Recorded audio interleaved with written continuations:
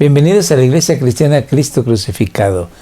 Hoy día hablaré de la oración modelo, la oración tipo, la oración que el Señor Jesucristo ha dado a sus discípulos, que es la oración del Padre Nuestro. Antes les ruego que hagamos una oración a Dios pidiéndole su bendición. Oremos. Padre Santo, bendito es tu nombre. Gracias porque en Jesucristo tenemos vida y vida eterna. Y nos has acercado a tu corazón. Y ahora, siendo tus hijos, podemos darte gloria, honra, alabanza. Y también podemos venir y poner en tus manos toda necesidad espiritual y física. Y confiadamente podemos seguir viviendo el día al día, sabiendo que tú estás de nuestra parte y que cuidas de nosotros, como el Padre a los hijos. Gracias te damos en el nombre de Jesús. Que este estudio te dé gloria y nos consuele, nos anime, nos enseñe para la gloria de tu nombre. Amén. Nuestro Señor Jesucristo, estando en el monte que está frente al mar de Galilea, Él da su sermón, conocido como el Sermón del Monte. En el capítulo 5, 6 y 7 del Evangelio de Mateo, nos describe el evangelista cómo es que se va desarrollando este sermón. El Señor Jesús se dirige a sus discípulos y les dice que son bienaventurados, muy felices, aquellos que reconocen su necesidad espiritual, aquellos que saben que están en bancarrota espiritual y que necesitan del amor, del perdón y de la gracia de Dios, porque son pecadores y necesitan que Dios los perdone, les dé vida nueva y así estos se conviertan en la sal de la tierra y luz del mundo. Posteriormente el Señor Jesús va enseñando que la vida del nuevo reino es una vida espiritual en donde nace de adentro hacia afuera. Los motivos puros que vimos la vez pasada, que el hombre creyente ejerce en cada actividad, no solamente en ayudar al necesitado, en la oración y el ayuno, sino en toda su vida, como dijera Pablo, si comemos o bebemos lo hacemos para la gloria de Dios. Entonces lleva a su clímax en el capítulo 7, diciéndonos que somos verdaderamente hijos de Dios si hacemos la voluntad de nuestro Señor Dios. Entonces vamos a ver que en la oración del Padre Nuestro, el Señor Jesucristo nos enseña que lo básico, lo primordial, lo más importante para el ser humano, para el cristiano, para el Hijo de Dios, es darle gloria, honra y alabanza a Dios. No en balde, dice el apóstol Pablo, que Dios nos creó para la alabanza de la gloria de su gracia. Y entonces el Señor Jesús nos recuerda que así como cuando Dios dio los 10 mandamientos a Moisés, los mandamientos para el pueblo de Israel, el pueblo hebreo, los primeros 3 mandamientos de esos 10 del Decálogo es, recordemos, en más o menos las siguientes palabras: no tendrás dioses ajenos delante de mí, porque Dios es único y no se puede comparar con un ídolo o Dios falso. En segundo lugar, Dios dice que no se debe de hacer ninguna imagen ni adorarlas, porque Dios es espíritu. Y en tercer lugar, que el nombre de Dios es santo y se le debe de tener todo respeto y no usarlo de una manera blasfema o a la ligera. Posteriormente Dios da mandamientos relacionales para que los humanos puedan llevarse de una manera justa, santa, piadosa, en armonía con los demás. Y bueno, en el caso de la oración del Padre Nuestro, también lo primero que el cristiano debe de considerar es Dios. Dios es sobre todas las cosas lo más importante para el cristiano, por encima de cualquier necesidad, por encima de cualquier relación, por encima de cualquier persona, por encima del propio cristiano está Dios, siempre. Entonces vamos a ver que el nombre de Dios, su reino y su voluntad es la primera parte de la oración del Padre Nuestro.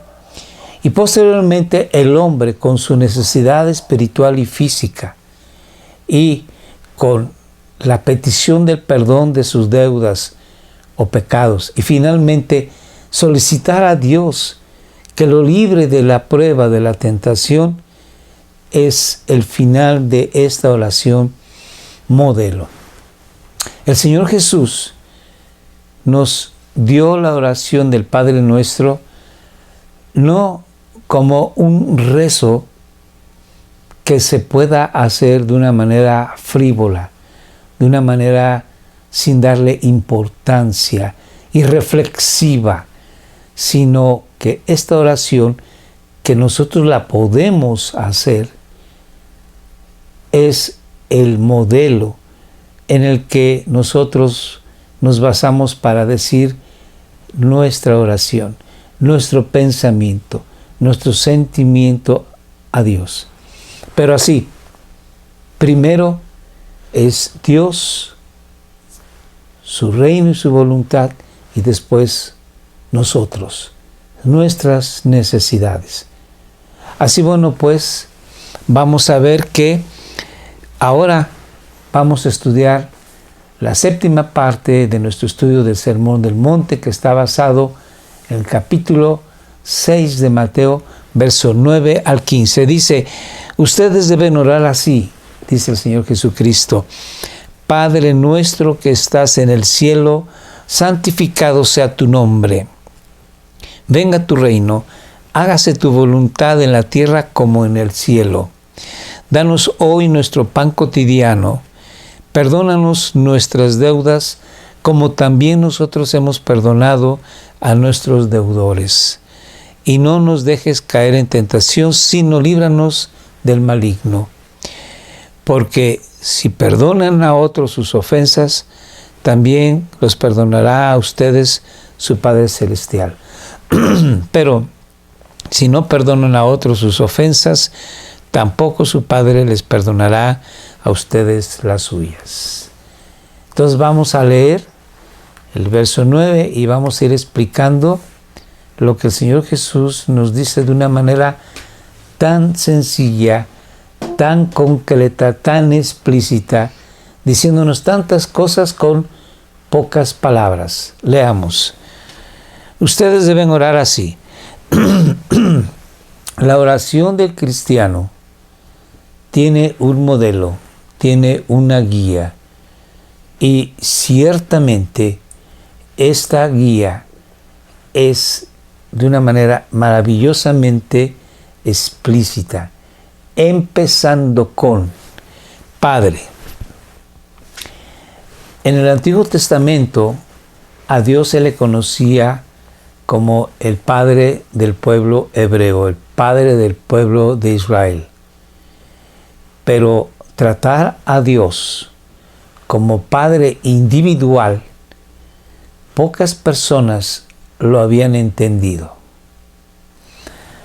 A la llegada de nuestro Señor Jesucristo, en su época, ya se hablaba más de Dios como Padre de la persona, del individuo. Sin embargo, siempre había una reticencia, había un temor. No se usaba tanto ese lenguaje coloquial con Dios por reverencia, por temor santo. Nuestro Señor Jesucristo nos enseña de que Dios, que es santo, que es justo, que es perfecto, también es un Dios amoroso y que quiere relacionarse con nosotros como se relaciona un padre de familia con sus hijos. Y por eso el Señor Jesús, quien es el Hijo de Dios, se relaciona con su Padre diciéndole Padre. En arameo, que era el lenguaje de nuestro Señor Jesucristo, se decía Abba, que significa papito o papi. Entonces, el Señor Jesús se dirigía a su Padre, a su Dios, como papi. Y así nos enseñó a nosotros a hablar con nuestro Dios. Por cuanto somos ahora adoptados hijos de Dios por medio del sacrificio vicario de nuestro Señor Jesucristo. Hay que recordar que quien merece la muerte en la cruz somos nosotros, tú y yo. Pero el Salvador ocupó nuestro lugar para darnos vida, vida abundante y hacernos hijos de Dios. Y ahora nosotros podemos decirle Abba, papito. Nosotros vemos que en el Antiguo Testamento, en el libro de Deuteronomio, se nos dice que Dios, eterno, maravilloso, santo, poderoso, creó al pueblo de Israel. Dios lo hizo y lo apartó para su gloria. Leamos como dice en Deuteronomio 14:2. Eres pueblo consagrado al Señor tu Dios. Él, Dios te eligió, le dice a Israel. Él te eligió de entre todos los pueblos de la tierra para que fueras su posesión exclusiva. Así bueno, pues, Dios es el Padre del pueblo de Israel. Y así se le conocía, el Padre de la nación israelita. Pero, repito, no se le trataba tan íntimamente como el Señor Jesús después nos enseñó. Bueno, ahora vamos a regresar a nuestra cita de Mateo 6:9 que dice, Padre nuestro. Al enseñarnos nuestro Señor Jesucristo que Dios, nuestro Padre, es nuestro, entonces nosotros tenemos ya una relación familiar con todos los cristianos. Y esta relación familiar es tan fuerte o más que la relación sanguínea que tenemos con nuestra familia. Debemos de considerar a la familia cristiana como tan importante como nuestra familia natural. E incluso Pablo dice que nosotros tengamos como prioridad a las necesidades de la familia espiritual, la familia cristiana por encima de la familia carnal. Entonces, Padre nuestro que estás en el cielo, Dios reina en el cielo y en todo el universo. La tierra es estrado de sus pies. Pero al estar Dios reinando en el cielo, no significa que en la tierra no se cumpla la voluntad de Dios, no se cumplan sus decretos, no se cumpla sus propósitos. Ciertamente, también en la tierra a pesar del hombre. Y a pesar de las huestes espirituales malignas, la voluntad de Dios siempre es cumplida. Veamos cómo dice en la santa palabra de Dios en el Salmo 103. El Señor ha establecido su trono en el cielo y su reinado domina sobre todos, tanto en el mundo espiritual, el mundo de Dios, como el mundo del enemigo, tanto como en el mundo natural, el mundo del hombre, el mundo de los animales y de la naturaleza. Dios reina sobre todos, domina sobre todos. Ahora regresemos a Mateo capítulo 6, verso 9. Así que nuestro Dios, que está en el cielo, reinando, es el Padre nuestro. Y dice, santificado. Santificado significa venerar, honrar, obedecer a Dios, temerle. En la traducción de la Biblia Reina Valera, el temor santo significa una reverencia santa a Dios. Así que cuando decimos santificado, nos estamos refiriendo a la obediencia plena a Dios. Y tener a Dios ciertamente como alguien muy especial, apartado de todo lo que existe. Santo, perfecto, puro, porque Él es en su santidad un ser apartado, diferente a todo lo demás, puesto que Él es el Creador y todos somos criaturas.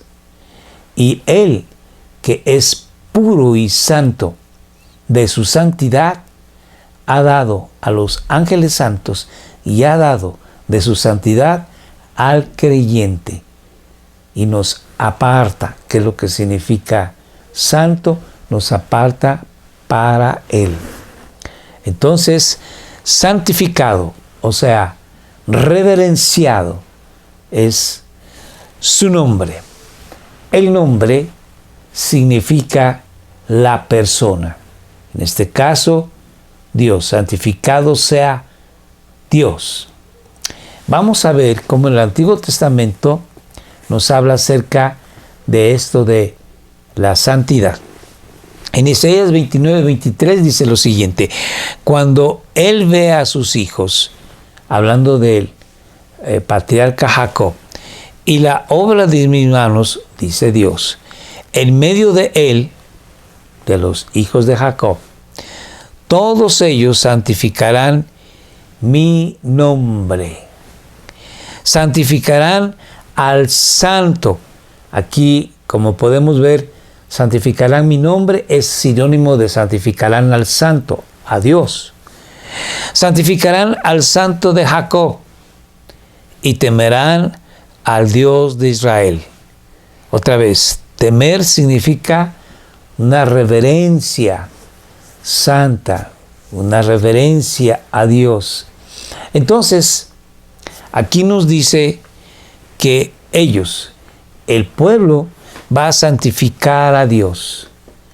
¿Y por qué el pueblo va a santificar a Dios? Porque Dios es santo y Dios mismo se santifica. Vamos a ver en Levítico cómo nos dice. 10:3, entre los que se acercan a mí, manifestaré mi santidad, y ante todo el pueblo manifestaré mi gloria.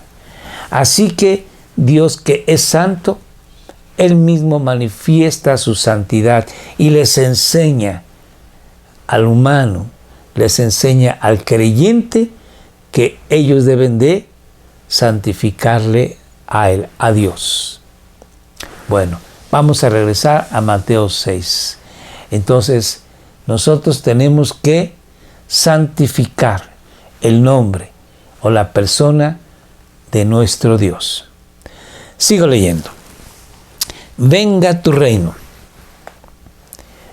El Señor Jesucristo, quien es el ungido de Dios, quien es el Mesías prometido, vino a ejercer su reinado, vino a ejercer las profecías hechas atrás en el Antiguo Testamento, a hacerlas una realidad.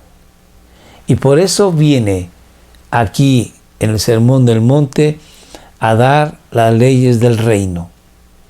Sin embargo, en este momento está diciendo que venga tu reino, este reino de Dios que viene, que ya está aquí en Jesús, que se va extendiendo, lamentablemente es rechazado por el pueblo judío. Y entonces este reino de Dios va a quedar en pausa, porque el reino mesiánico, el reino de Jesucristo, ya no pudo realizarse en este tiempo. Sin embargo, el reino de Jesucristo sí está en medio de nosotros, de una manera espiritual. Desde que nace la iglesia hasta este tiempo, el reino de Jesús está aquí. Sí, espiritualmente, pero no lo está de una manera física. Es lo que los teólogos dicen que sí, pero no. Entonces, el reino físico vendrá cuando el Señor Jesucristo, el Mesías, venga a esta tierra.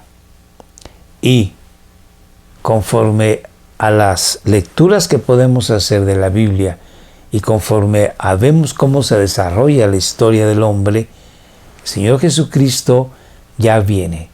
Vivimos la etapa que muchos estudiosos llaman los dolores de parto.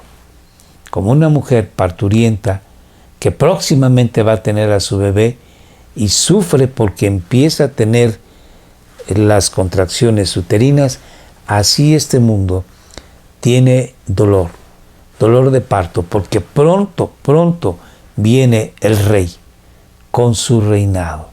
Y esto pronto estamos hablando de que es inminente, que puede ser hoy o mañana o dentro de un poco tiempo.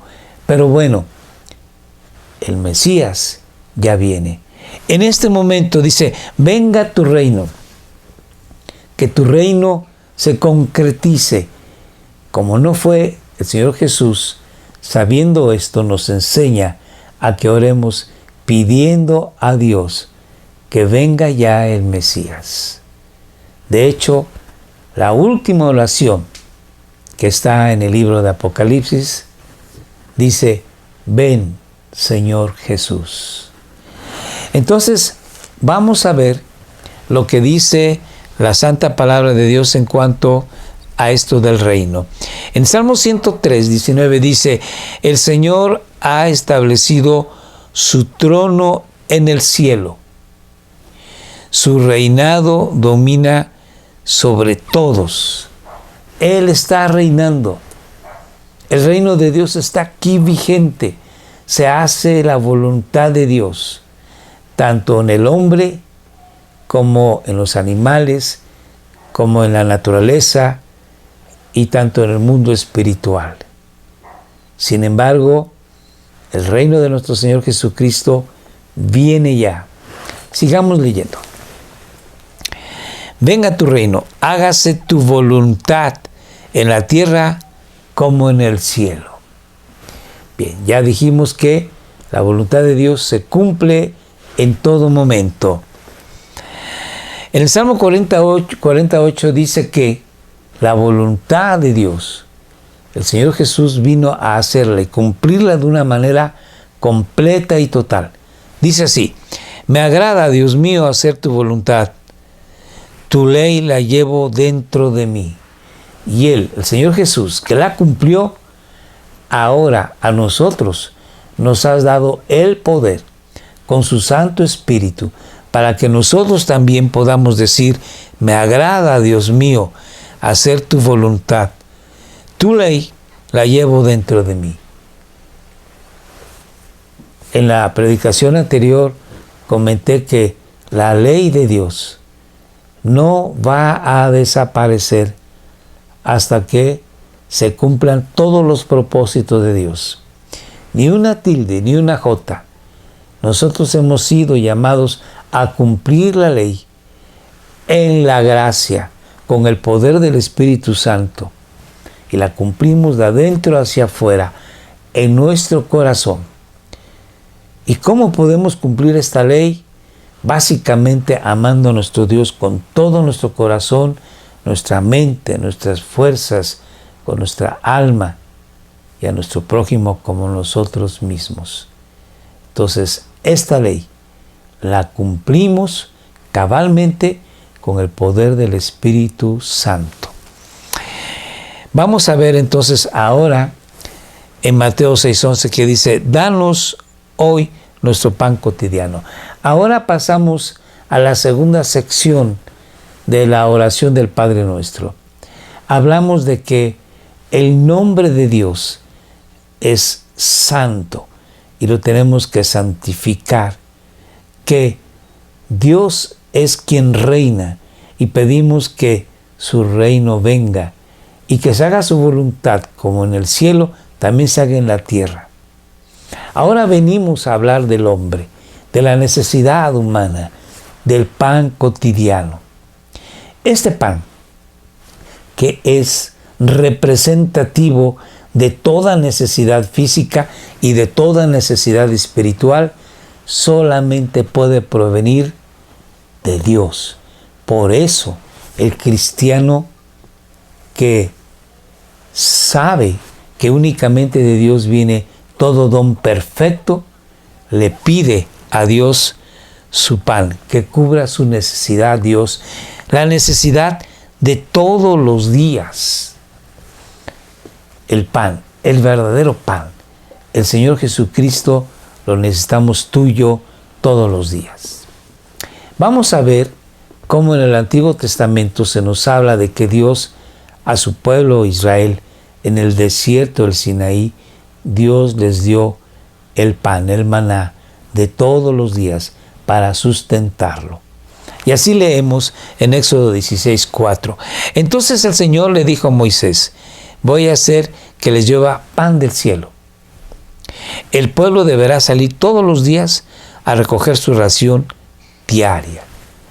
Dios siempre estaba al pendiente de sus hijos y diariamente les daba de comer maná, el pan del cielo. Pero, aunque este pan venía del cielo, vino un pan maravilloso, eterno, que llena y satisface toda necesidad humana, tanto física como espiritual. Me refiero al Señor Jesucristo. Y así lo dice el evangelista Juan en su capítulo 6, que dice así, ciertamente les aseguro, son palabras del Señor Jesús, que no fue Moisés el que les dio a ustedes el pan del cielo, afirmó Jesús. El que da el verdadero pan del cielo es mi Padre. El pan de Dios es el que baja del cielo y da vida al mundo. Yo soy el pan de vida, declaró Jesús. El que a mí viene nunca pasará hambre, y el que en mí cree nunca más volverá a tener sed. Así, bueno, pues el verdadero pan del cielo, el Señor Jesucristo nos da vida, vida eterna, vida abundante. La vida que es mucho más importante que la vida biológica.